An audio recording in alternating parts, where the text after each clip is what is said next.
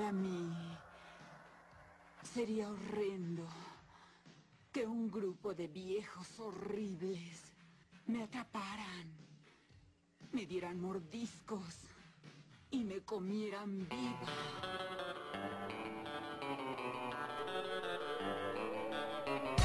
¿Qué pedo, hijos de 7 vergas? Y lo peor es que todas son de microbuseros, jajajajaja. Aquí les va otro cuento del máster. Si les late, suscríbanse. Si no, métanse un pepino por el culo. Esto se llama Dragón, no cabronetes. De mierda. Una cosa más. Puto el que no se suscriba y Tulu se comerá a sus madres. P. Lovecraft. Arrancamos. Escribo esto bajo una fuerte tensión mental, ya que cuando llegue la noche habré dejado de existir. Sin dinero, y agotada mi provisión de droga, que es lo único que me hace tolerable la vida, no puedo seguir soportando más esta tortura. Me arrojaré desde esta ventana de la guardilla a la sórdida calle de abajo. Pese a mi esclavitud a la morfina, no me considero un débil ni un degenerado.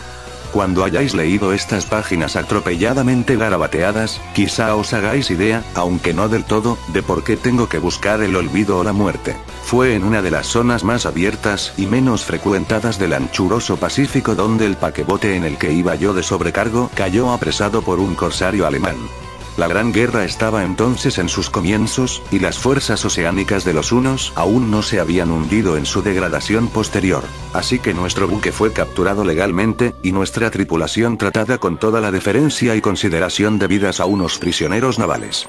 En efecto, tan liberal era la disciplina de nuestros opresores, que 5 días más tarde conseguí escaparme en un pequeño bote, con agua y provisiones para bastante tiempo. Cuando al fin me encontré libre y a la deriva, tenía muy poca idea de cuál era mi situación. Navegante poco experto, solo sabía calcular de manera muy vaga, por el sol y las estrellas, que estaba algo al sur de Ecuador. No sabía en absoluto en qué longitud, y no se divisaba isla ni costa algunas. El tiempo se mantenía bueno, y durante incontables días navegué sin rumbo bajo un sol abrasador, con la esperanza de que pasara algún barco, o que me arrojaran las olas a alguna región habitable. Pero no aparecían ni barcos ni tierra, y empecé a desesperar en mi soledad, en medio de aquella ondulante e ininterrumpida inmensidad azul. El cambio ocurrió mientras dormía. Nunca llegaré a conocer los pormenores, porque mi sueño, aunque poblado de pesadillas, fue ininterrumpido. Cuando desperté finalmente, descubrí que me encontraba medio succionado en una especie de lodazal viscoso y negruzco que se extendía a mi alrededor, con monótonas ondulaciones hasta donde alcanzaba la vista, en el cual se había adentrado mi bote cierto trecho. Aunque cabe suponer que mi primera reacción fuera de perplejidad ante una transformación del paisaje tan prodigiosa e inesperada, en realidad sentí más horror que asombro. Pues había en la atmósfera y en la superficie putrefacto una calidad siniestra que me heló el corazón. La zona estaba corrompida de peces descompuestos y otros animales menos identificados que se veían emerger en el cieno de la interminable llanura. Quizá no deba esperar transmitir con meras palabras la indecible repugnancia que puede reinar en el absoluto silencio y la estéril inmensidad. Nada alcanzaba a oírse, nada había a la vista, salvo una vasta extensión de légamo negruzco. Si bien la absoluta quietud y la uniformidad del paisaje me producían un terror nauseabundo, el sol ardía en un cielo que me parecía casi negro por la cruel ausencia de nubes. Era como si reflejase la ciénaga tenebrosa que tenía bajo mis pies. Al meterme en el bote encallado, me di cuenta de que solo una posibilidad podía explicar mi situación. Merced a una conmoción volcánica, el fondo oceánico había emergido a la superficie, sahando a la luz regiones que durante millones de años habían estado ocultas bajo insondables profundidades de agua. Tan grande era la extensión de esta nueva tierra emergida debajo de mí, que no lograba percibir el más leve rumor de oleaje, por mucho que aguzaba el oído. Tampoco había aves marinas que se alimentaran de aquellos peces muertos. Durante varias horas estuve pensando y meditando sentado en el bote, que se apoyaba sobre un costado y proporcionaba un poco de sombra al desplazarse el sol en el cielo. A medida que el día avanzaba, el suelo iba perdiendo pegajosidad, por lo que en poco tiempo estaría bastante seco para poderlo recorrer fácilmente. Dormí poco esa noche, y al día siguiente me preparé una provisión de agua y comida, a fin de emprender la marcha en busca del desaparecido mar, y de un posible rescate. A la mañana del tercer día comprobé que el suelo estaba bastante seco para andar por él con comodidad. El hedor a pescado era insoportable, pero me tenían preocupado cosas más graves para que me molestase este desagradable inconveniente, y me puse en marcha hacia una meta desconocida. Durante todo el día, caminé constantemente en dirección oeste, guiado por una lejana colina que descollaba por encima de las demás elevaciones del ondulado desierto. Acampé esa noche, y al día siguiente proseguí la marcha hacia la colina, aunque parecía escasamente más cerca que la primera vez que la descubrí. Al atardecer del cuarto día llegué al pie de dicha elevación, que resultó ser mucho más alta de lo que me había parecido de lejos. Tenía un valle delante que hacía más pronunciado el relieve respecto del resto de la superficie.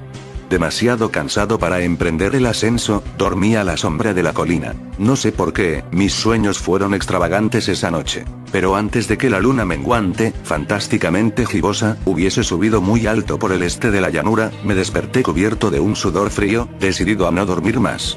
Las visiones que había tenido eran excesivas para soportarlas otra vez. Y a la luz de la luna, comprendí lo imprudente que había sido al viajar de día. Sin el sol abrasador, la marcha me habría resultado menos acometer el ascenso que por la tarde no había sido capaz de emprender.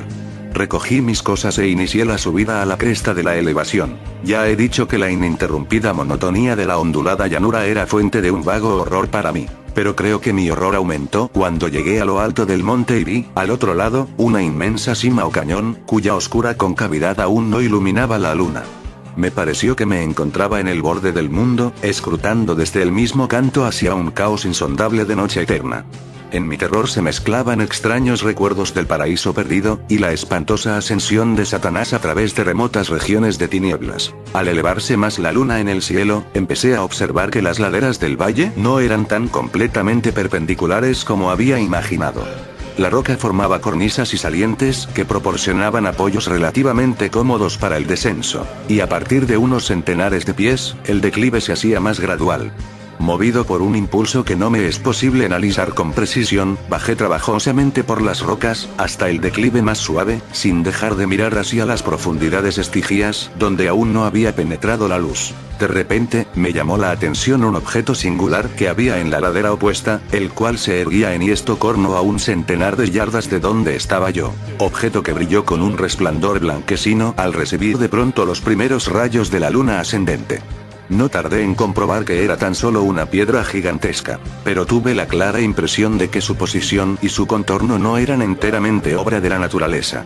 Un examen más detenido me llenó de sensaciones imposibles de expresar, pues pese a su enorme magnitud, y su situación en un abismo abierto en el fondo del mar cuando el mundo era joven, me di cuenta, sin posibilidad de duda, de que el extraño objeto era un monolito perfectamente tallado, cuya imponente masa había conocido el arte y quizá el culto de criaturas vivas y pensantes. Confuso y asustado, aunque no sin cierta emoción de científico o de arqueólogo, examiné mis alrededores con atención. La luna, ahora casi en su cenit, asomaba espectral y vívida por encima de los gigantescos peldaños que rodeaban el abismo, y reveló un ancho curso de agua que discurría por el fondo formando meandros, perdiéndose en ambas direcciones, y casi lamiéndome los pies donde me había detenido. Al otro lado del abismo, las pequeñas olas bañaban la base del ciclópeo monolito, en cuya superficie podía distinguir ahora inscripciones y toscos relieves. La escritura pertenecía a un sistema de jeroglíficos desconocido para mí, distinto de cuantos yo había visto en los libros, y consistente en su mayor parte en símbolos acuáticos esquematizados tales como peces, anguilas, pulpos, crustáceos, moluscos, ballenas y demás. Algunos de los caracteres representaban evidentemente seres marinos desconocidos para el mundo moderno, pero cuyos cuerpos en descomposición había visto yo en la llanura surgida del océano. Sin embargo, fueron los relieves los que más me fascinaron. Claramente visibles al otro lado del curso de agua, a causa de sus enormes proporciones, había una serie de bajorrelieves cuyos temas habrían despertado la envidia de un doré.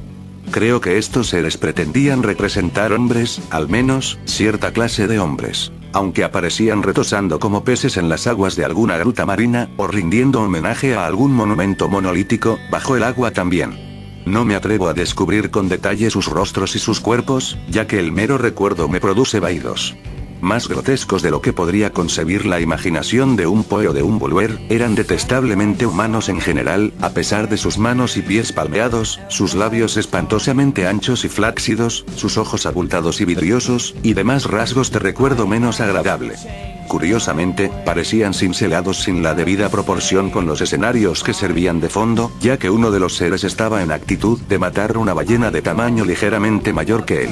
Observé, como digo, sus formas grotescas y sus extrañas dimensiones. Pero un momento después decidí que se trataba de dioses imaginarios de Al, una tribu pescadora o marinera. De una tribu cuyos últimos descendientes debieron de perecer antes de que naciese el primer antepasado del hombre de Pildo I de Neandertal.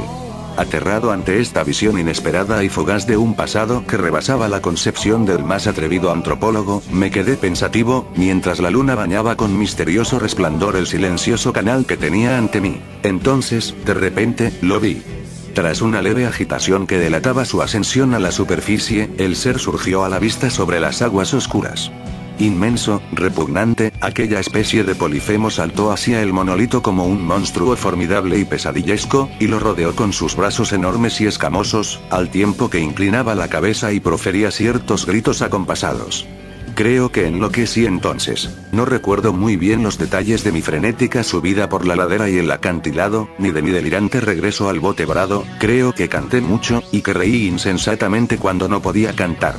Tengo el vago recuerdo de una tormenta, poco después de llegar al bote. En todo caso, sé que oí el estampido de los truenos y demás ruidos que la naturaleza profiere en sus momentos de mayor irritación. Cuando salí de las sombras, estaba en un hospital de San Francisco. Me había llevado allí el capitán del barco americano que había recogido mi bote en medio del océano. Hablé de muchas cosas en mis delirios, pero averigüé que nadie había hecho caso de las palabras. Los que me habían rescatado no sabían nada sobre la aparición de una zona de fondo oceánico en medio del Pacífico, y no juzgué necesario insistir en algo que sabía que no iban a creer.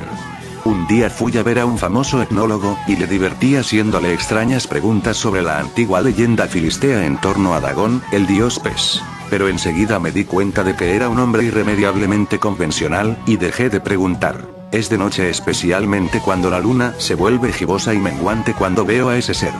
He intentado olvidarlo con la morfina, pero la droga solo me proporciona una sensación transitoria, y me ha atrapado en sus garras, convirtiéndome irremisiblemente en su esclavo. Así que voy a poner fin a todo esto, ahora que he contado lo ocurrido para información o diversión desdeñosa de mis semejantes. Muchas veces me pregunto si no será una fantasmagoría, un producto de la fiebre que sufrí en el bote a causa de la insolación, cuando escapé del barco de guerra alemán. Me lo pregunto muchas veces, pero siempre se me aparece, en respuesta, una visión monstruosamente vívida. No puedo pensar en las profundidades del mar sin estremecerme ante las espantosas entidades que quizá en este instante se arrastran y se agitan en su lecho fangoso, adorando a sus antiguos ídolos de piedra y esculpiendo sus propias imágenes detestables en obeliscos submarinos de mojado granito. Pienso en el día que emerjan de las olas, y se lleven entre sus garras de vapor humeantes a los endebles restos de una humanidad exhausta por la guerra, en el día en que se hunda la tierra, y emerja el fondo del océano en medio del universal pandemonium. Se acerca el fin. Oigo ruido en la puerta, como si forcejeara en ella un cuerpo inmenso y resbaladizo. No me encontrará. Dios mío, esa mano. La ventana. La ventana.